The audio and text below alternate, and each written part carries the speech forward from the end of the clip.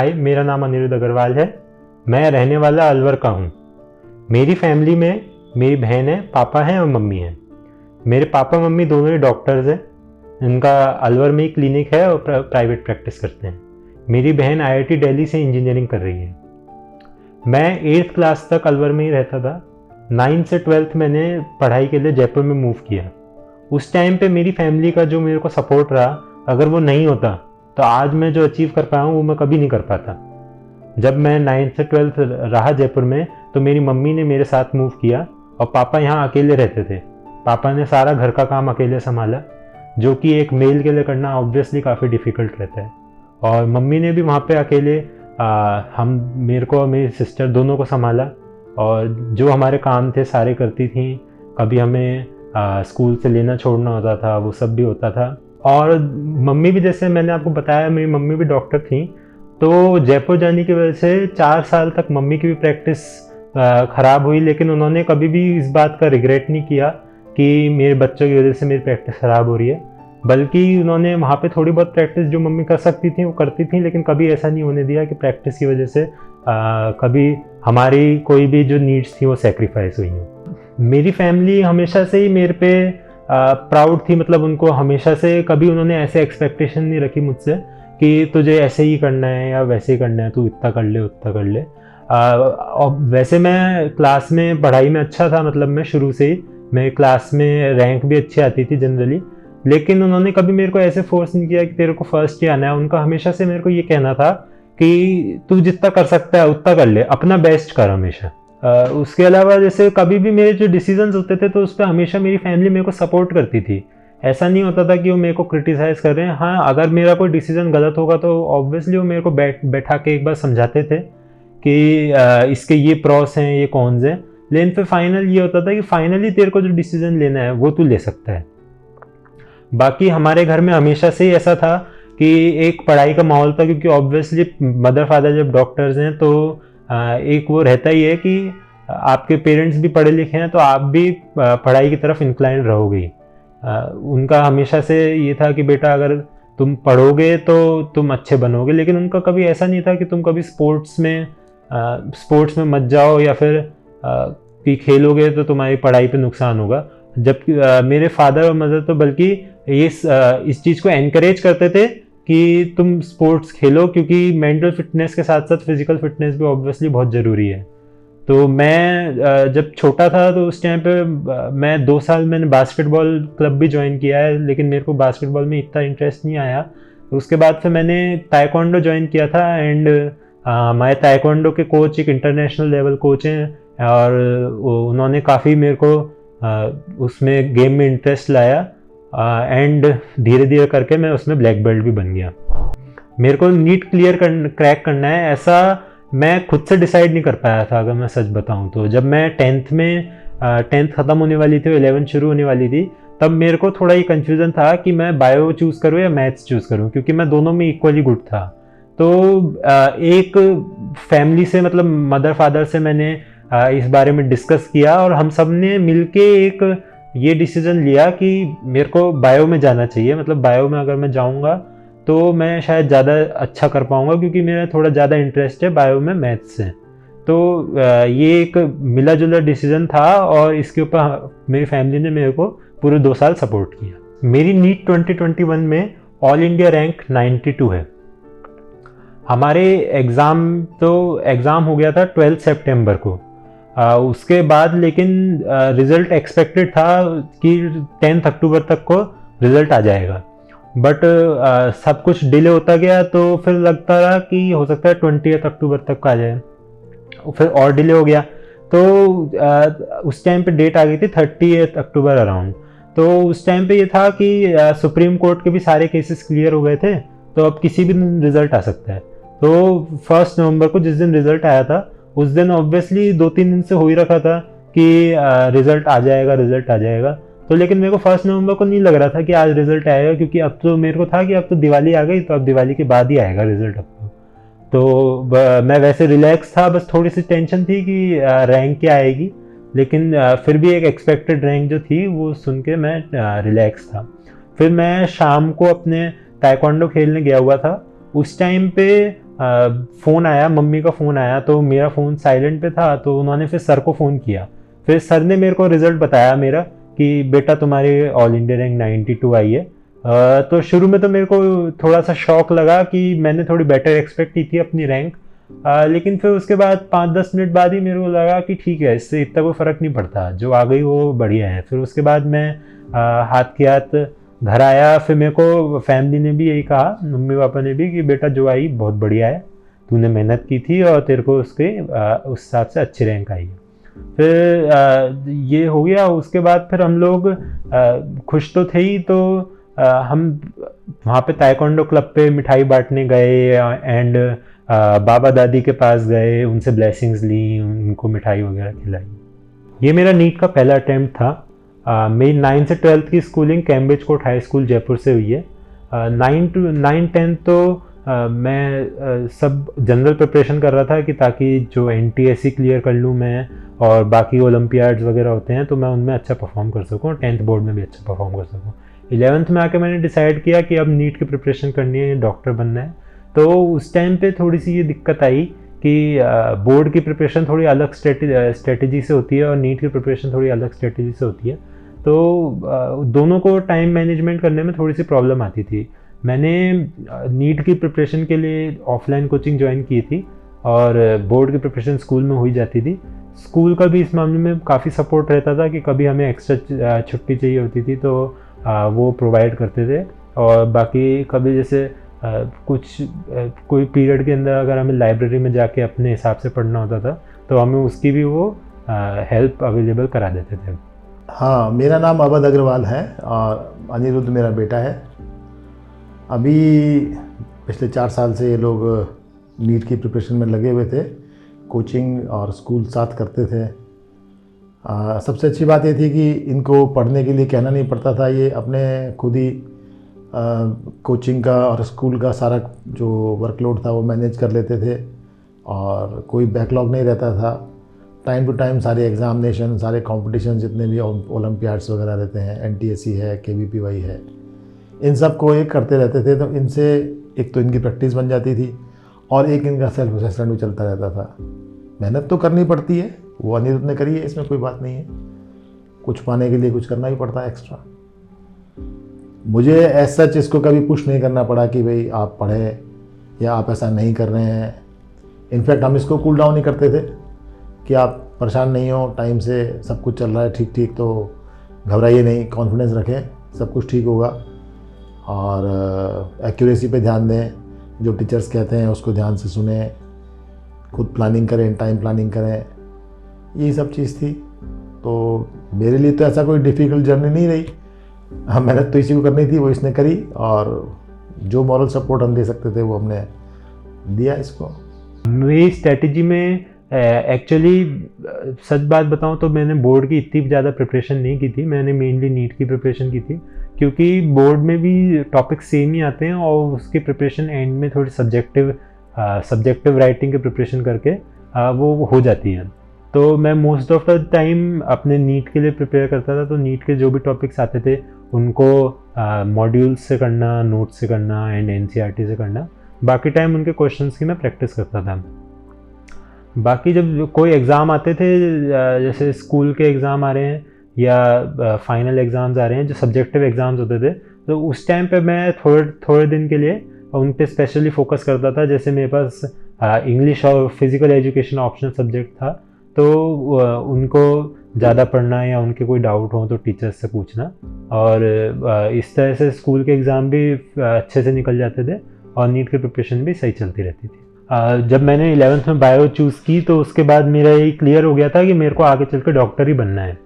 तो इसलिए मैंने डिसाइड किया कि क्योंकि MBBS में एडमिशन के लिए नीट देना कंपलसरी है, तो मैंने नीट की प्रिपरेशन करने का डिसाइड किया।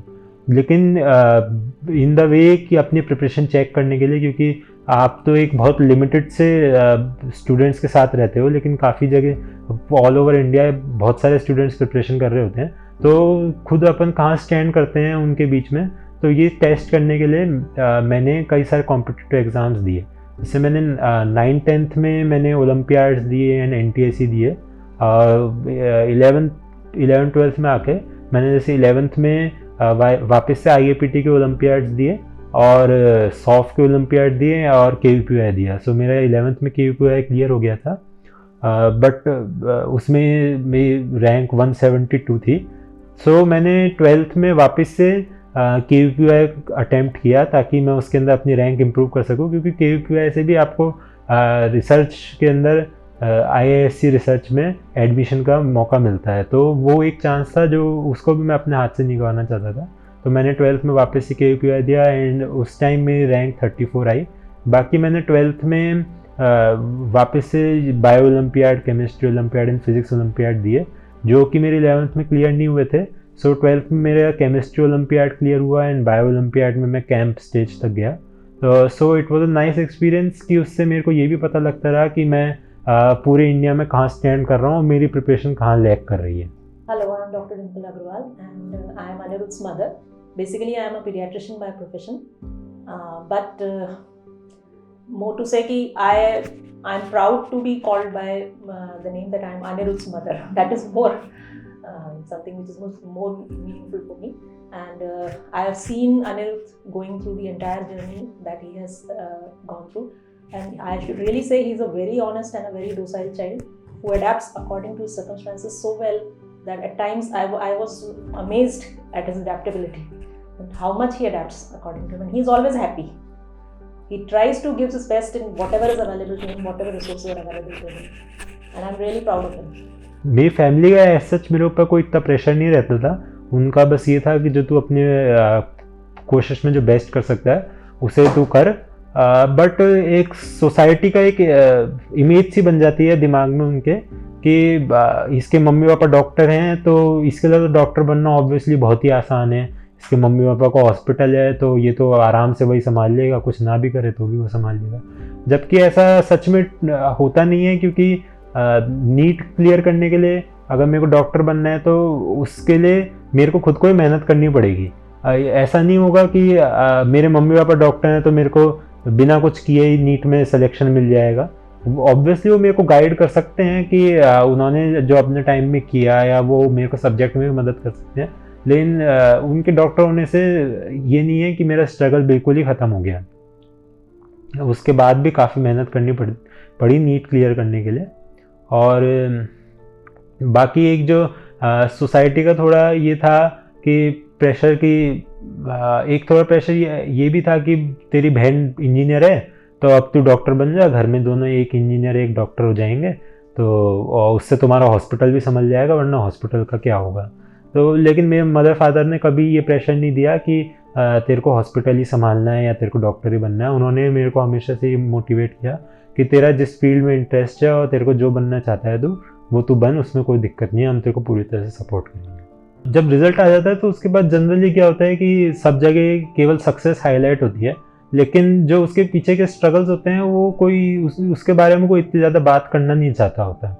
सो मैं आपको मेरे कुछ स्ट्रगल्स के बारे में बताता हूँ। लाइक मैं जयपुर रहता था तो उस टाइम पे पापा अकबर रहते थे तो पापा वीकेंड्स पे आते थे, लेकिन फिर भी बीच में कई बार ऐसा होता था कि अब लोनली सा फील होता था कि इतने साल पापा के साथ रहे हैं, उस टाइम पे फिर अकेले रहने में कई बार ऐसा लोनली फील होता था। और होम टाउन भी नहीं आ पाते थे ज़्यादा, जैसे फेस्टिवल्स वगैरह होते थे तो उसके अंदर भी बहुत लिमिटेड टाइम के लिए यहाँ पे अलवर आ पाते थे वापस।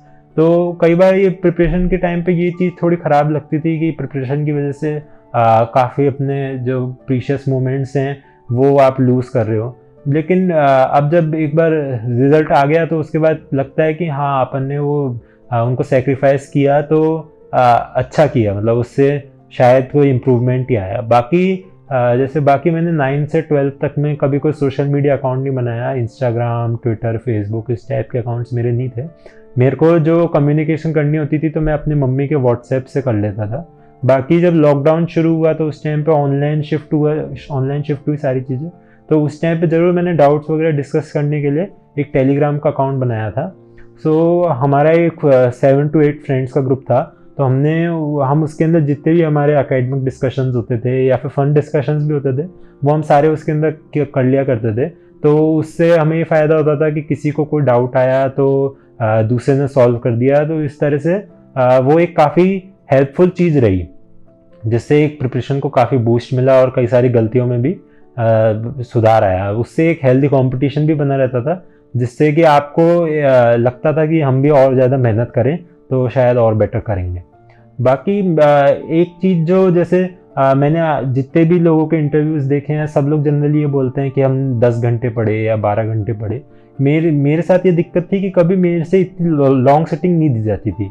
मेरे से मैक्सिमम एक बार में 1 घंटा या सवा घंटा इतना ही बैठा जाता था। उसके बाद में अगर बैठता था तो मैं बोर हो जाता था और मेरे से कंसंट्रेट ही नहीं हो पाता था। तो मैं मतलब टोटल दिन में 5-6 आवर ही पढ़ाई कर पाता था। तो मेरे को कई बार इससे लो भी फील होता था कि बाकी सब लोग इतना कर रहे हैं, टीचर्स भी सजेस्ट करते हैं कि आप 10-12 आवर्स पढ़ाई करो, लेकिन मेरी इतनी नहीं हो पाती थी। लेकिन फिर मैंने देखा कि जो मैं एक टारगेट बना के चलता था कि मैंने सुबह कोई चीज़ डिसाइड की, उसके बाद कि मेरे को आज रात तक ये कंप्लीट करनी है, वो हो जाती थी उस टाइम पे। तो मैंने अपने केमिस्ट्री टीचर से इस बारे में बात की, तो उन्होंने भी कहा कि बेटा अगर तुम अपना टारगेट कंप्लीट कर रहे हो तो ठीक है, उससे ज़्यादा कुछ नहीं चाहिए। लेकिन फिर मैंने भी लेकिन जब एंड में एग्ज़ाम आया, एग्ज़ाम पास आ रहा था, तो उस टाइम पे फिर मैंने अपने आप को थोड़ा सा पुश किया ताकि मैं थोड़ी ज़्यादा देर सिटिंग दे पाऊँ, ताकि मैं सेम ही चीज़ को कई बार रिवाइज़ कर सकूँ। क्योंकि नीट में क्वेश्चन इतने डिफ़िकल्ट नहीं आते, बल्कि एक्यूरेसी का काफ़ी ज़्यादा रोल रहता है। तो उसमें एक्यूरेसी हाई करने के लिए मेन चीज़ यही होती है कि आप सेम चीज़ को बार बार रिवाइज़ करो और आप केयरलेस मिस्टेक अपनी एलिमिनेट करो। मेरे साथ केयरलेस मिस्टेक की भी थोड़ी सी प्रॉब्लम रहती थी कि मैं अपने जो इंटरनल टेस्ट वगैरह होते थे उसके अंदर मैं कई सारे अपने मार्क्स लूज़ कर देता था केयरलेस मिस्टेक से। लेकिन मैंने धीरे धीरे उसके ऊपर भी वर्क किया। बाकी अगर सब्जेक्ट की बात करें तो मेरा फेवरेट सब्जेक्ट फ़िज़िक्स था। जनरली बायो स्टूडेंट्स को फ़िज़िक्स इतनी पसंद नहीं होती, लेकिन मेरे को पर्सनली फ़िज़िक्स काफ़ी पसंद थी। मैं फ़िज़िक्स में थोड़ा आगे भी चलता था, जैसे जितना क्लास में चल रहा होता था मैं उससे थोड़ा आगे ही रहता था, खुद से पढ़ लेता था टॉपिक्स और क्वेश्चंस वगैरह कर लेता था। तो मेरे फ़िज़िक्स में स्कोर भी जनरली अच्छा रहता था। बाकी बुक्स के लिए जैसे बुक्स मैंने भी वही चूज़ की जो जनरली सब लोग रेफ़र करते हैं कि जैसे केमिस्ट्री के लिए केमिस्ट्री में M S. Chauhan and D K. Singh organic के लिए, बाकी फ़िज़िक्स में एच.सी. वर्मा, बायो में M T G. N C E R T. Of fingertips. So ये जो स्टैंडर्ड बुक्स हैं सब लोग यूज़ करते हैं, मैंने भी उन्हें यूज़ की और ऑब्वियसली वो काफ़ी अच्छी बुक्स हैं जिनसे प्रिपरेशन को काफ़ी बूस्ट मिलता है।